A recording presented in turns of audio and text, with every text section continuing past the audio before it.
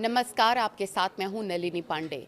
Trump के खिलाफ America में असंतोष बढ़ता ही जा रहा है, खास तौर पर ईरान पर हमले के बाद कई सीनेटर और संसद सदस्य उनके खिलाफ हो गए हैं और उन्हें पद से हटाने की मांग कर रहे हैं।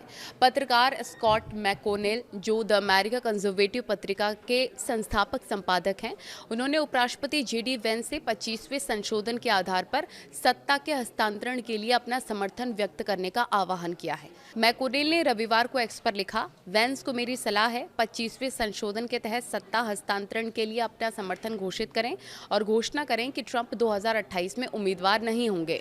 25वां संशोधन 1963 में राष्ट्रपति जॉन एफ कैनेडी की हत्या के बाद कांग्रेस द्वारा तैयार किया गया था और 1967 में 38 राज्यों द्वारा इसकी पुष्टि हो गई थी और इसे चिकित्सा आपात स्थितियों और अक्षमता से निपटने की तैयारी के लिए लागू किया गया था, जो राष्ट्रपति को सामान्य कर्तव्यों का पालन करने से रोक सकती है। इसके मुताबिक राष्ट्रपति को पद से हटाए जाने या उनकी मृत्यु या इस्तीफे की स्थिति में उपराष्ट्रपति राष्ट्रपति बन जाएंगे। अनुच्छेद 4 में कहा गया है कि उपराष्ट्रपति राष्ट्रपति बन सकते हैं जब भी वे मंत्रिमंडल के बहुमत के साथ मिलकर राष्ट्रपति को अपने पद की शक्तियों और कर्तव्यों का निर्वहन करने में असमर्थ मानते हैं। 25वां संशोधन राष्ट्रपति को उपराष्ट्रपति से बदलने के लिए एक उच्च मानदंड निर्धारित करता है और इसे व्यापक रूप से अंतिम उपाय के रूप में माना जाता है। ईरान पर हमले के फैसले को लेकर अमेरिका की राजनीति दो हिस्सों में बंट गई है। विपक्षी डेमोक्रेट नेताओं ने इसे खतरनाक और बिना मंजूरी के लिया गया कदम बताया है। उनका कहना है कि इस कार्रवाई से अमेरिका एक बार फिर से मिडिल ईस्ट के बड़े युद्ध में फंस सकता है।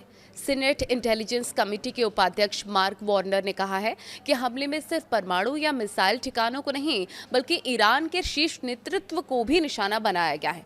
उन्होंने चेतावनी दी है कि ये फैसला अमेरिका को लंबे संघर्ष में ढकेल सकता है और इसके कानूनी पहलू भी सवालों के घेरे में है।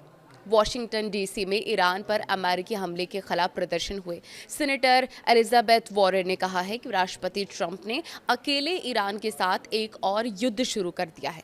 उनके मुताबिक देश को घरेलू समस्याओं की अनदेखी कर ऐसे युद्ध में नहीं फंसने जाना चाहिए। सीनेटर बर्नी सैंडर्स ने भी हमले की आलोचना करते हुए कहा है कि ये अवैध और असंवैधानिक कार्रवाई है और जनता को फिर से युद्ध के नाम पर गुमराह किया जा रहा है।